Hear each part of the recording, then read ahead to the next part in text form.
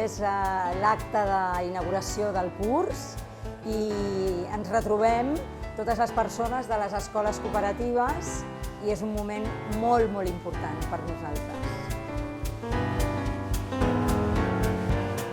És un acte ple d'intencions pel nou curs, per recordar qui som, com som i el nostre tarannà d'escoles cooperatives.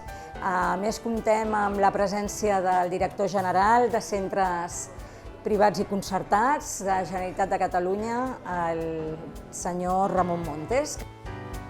Un desig que entre tots siguem capaços de construir un futur amb un projecte únic de bé comú.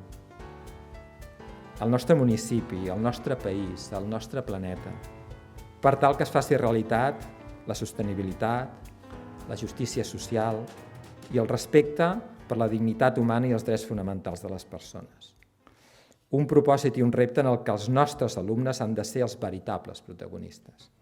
Només així podrem assolir aquest repte il·lusionant i il·lusionador. Aquest any hem treballat la recepta de l'escola cooperativa.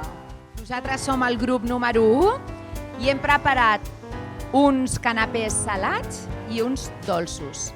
Els dos tenen molts ingredients i el que hem pensat nosaltres és que barregem molts nutrients en cadascun dels canapés, igual que es barregen les fortaleses en les nostres cooperatives. És a dir, cada membre de la cooperativa aporta la seva fortalesa i això fa que formi un grup superbo i immillorable. Quina és la recepta de l'escola cooperativa? Entendre'ns com a equip, fer activitats on el protagonista sempre és l'infant, el jovent i tots els valors que es desprenen de la vida diària. Valorem l'acte d'una manera extraordinària, ha vingut moltíssima gent, ha hagut somriures, abraçades i sempre és així, no?